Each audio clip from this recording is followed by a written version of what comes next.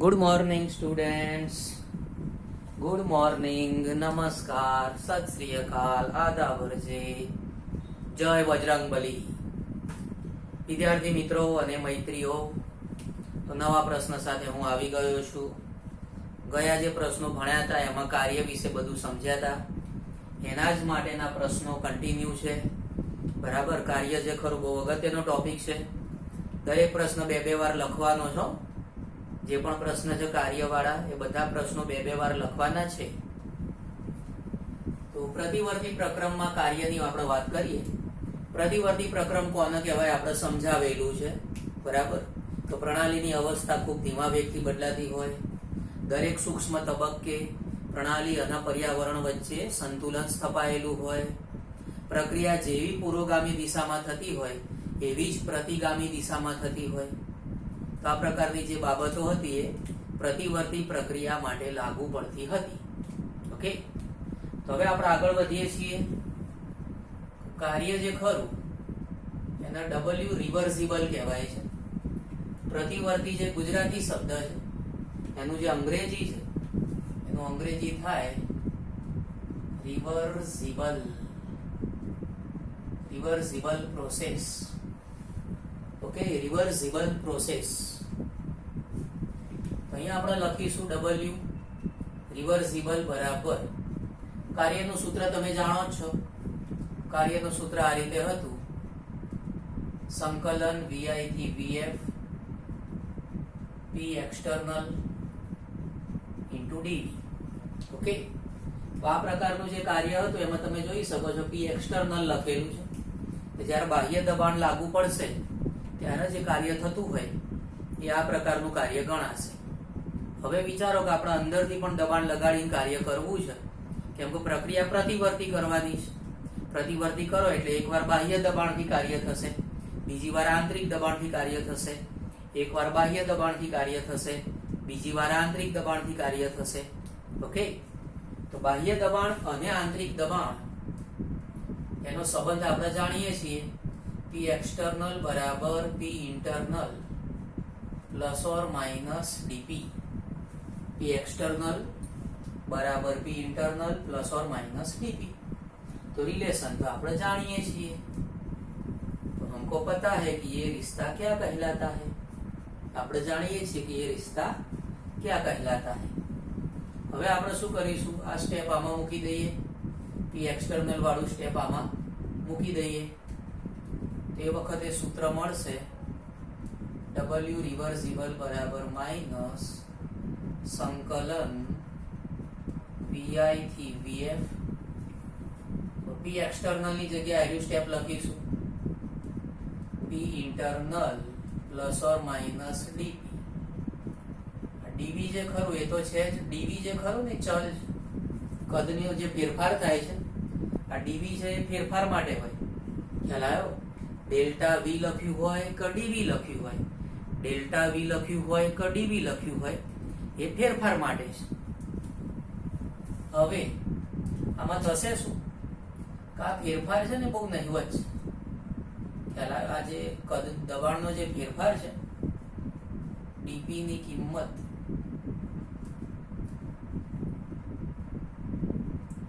ખૂબ નહિવત છે. કેમ કે જ્યારે મેં પ્રતિવર્તી પ્રક્રમ વિશે વાત કરેલી ત્યારે તમને કહેલું છે કે એ વખતે અતિ સૂક્ષ્મ તબક્કાઓમાં ફેરફારો થાય છે. ફેરફાર થાય ખરા, પણ અતિ સૂક્ષ્મ તબક્કા હોય કે જેમાં દબાણ છે એમાં બહુ નહિવત વધારો થાય, તો કદ હોય એમાં બહુ નહિવત ઘટાડો થાય. એટલે એમાં જે ફેરફાર થાય છે ને બહુ નહિવત હોય છે, જેના આપણે અવગણી શકીએ છીએ. એટલે ડીપી ના તમે અવગણી દો તો ડીપી ડીવી ના પણ અવગણી શકાય. ઓકે, એટલે P internal into DV પણ આવે, P DP into DV પણ આવશે. ध्यान आपजो खास. ये मैंने क्या लिखा, तो ये मैंने ये लिखा कि DP જે ખરું જે દબાણનો ફેરફાર છે એ દબાણનો ફેરફાર બહુ નહિવત છે. દબાણનો ફેરફાર બહુ નહિવત હોવાથી જ્યારે DP DV સાથે જોડાશે, જ્યારે DP DV સાથે જોડાશે ત્યારે આપણે એને અવગણીશું. ખ્યાલ આવ્યો? કેમ કે દબાણનો ફેરફાર બહુ નહિવત છે એકદમ ઈતું શું ફેરફાર છે, નાનકડો ફેરફાર છે જેને આપણે અવગણીશું. ઓકે, એકદમ ઈતું શું ફેરફાર છે, નાનકડો ફેરફાર જેને આપણે અવગણીશું. ઓકે, તો એ રીતે જો વાત કરીએ તો ફેરફાર આપણે અવગણીશું. તો W રિવર્સિબલ બરાબર સંકલન Vi થી Vf P internal dv. Okay, તો આ જે dp હતું એને આપણે અવગણ દીધું. એકદમ ઈતું શું નાનકડું ફેરફાર છે, બરાબર, એકદમ. એટલે એના લીધે શું થાય, એને આપણે અવગણીશું. ઓકે, તો dp ને અવગણી દીધું છે.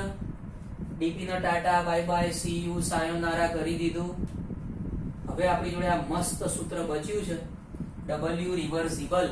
રિવર્સિબલ એટલે પ્રતિવર્તી પ્રક્રિયા બરાબર માઇનસ સંકલન Vi થી Vf P internal dv.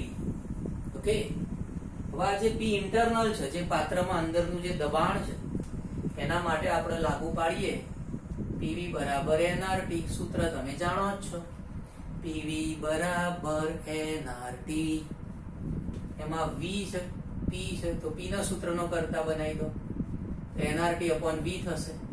Okay, તો P જે ખરું એ nRT upon V થાય છે.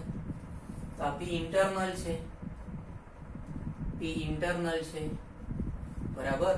વાયુનું જે પાત્રમાં દબાણ છે ને એની વાત છે, વાયુનું જે પાત્રમાં દબાણ છે એની વાત છે. તો P internal nRT upon V થાય.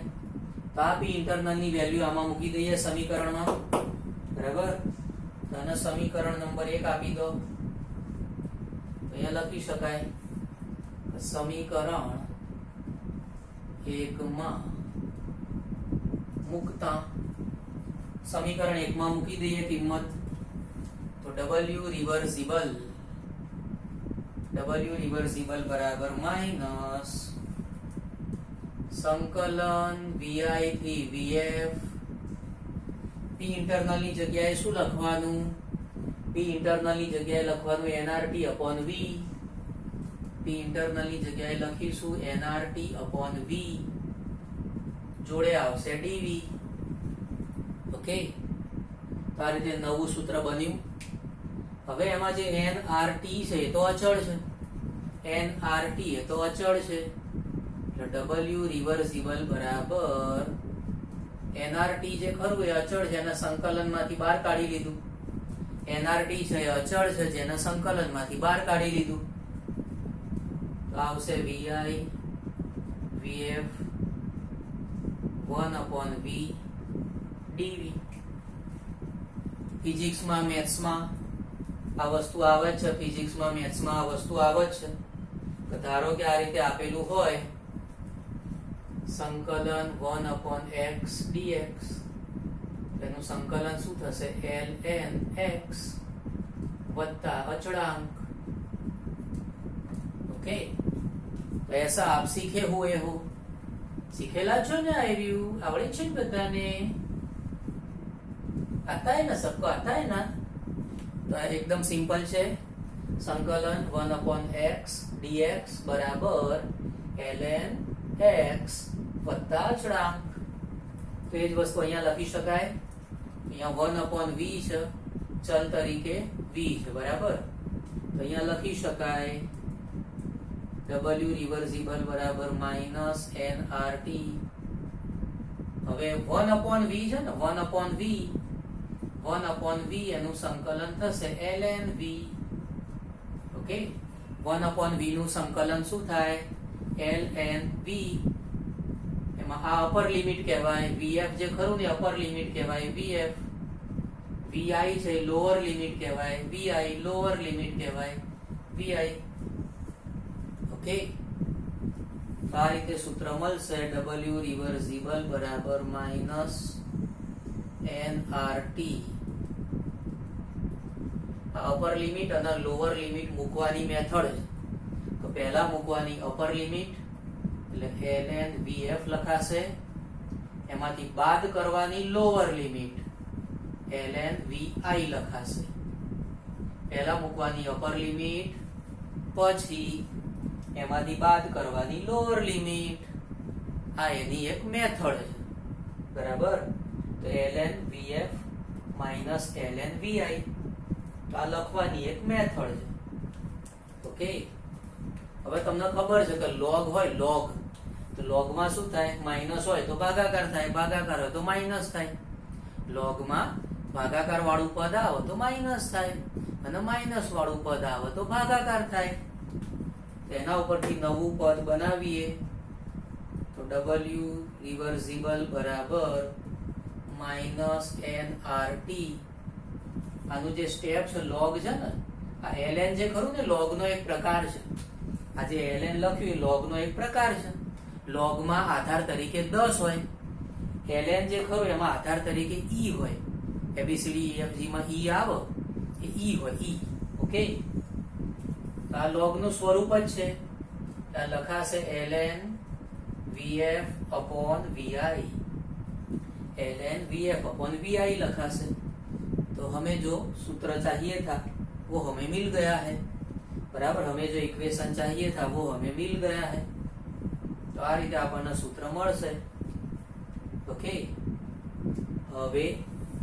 હવે ધારો કે આ જે ln છે, ln આ જે ખરું log નું એક સ્વરૂપ જ છે, બરાબર. પણ આપણે એને log માં ફેરવવું હોય તો આ જે ln વાળું જે સ્ટેપ હોય એને log માં ફેરવવું હોય તો 2.303 વડે ગુણવાનું. ln વાળું જે સ્ટેપ હોય એને log માં ફેરવવું હોય તો 2.303 વડે ગુણવાનું. એટલે સૂત્ર મળી જશે w રિવર્સિબલ બરાબર minus 2.303 nRT log vf upon vi. Okay, તો w રિવર્સિબલ બરાબર સૂત્ર મળી ગયું છે minus 2.303 nRT log vf upon vi.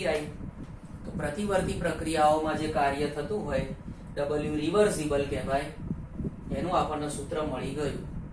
આ ln જે ખરું એ log નું એક સ્વરૂપ છે, એમાં આધાર તરીકે e જોવા મળશે. આધાર તરીકે શું હોય? e હોય.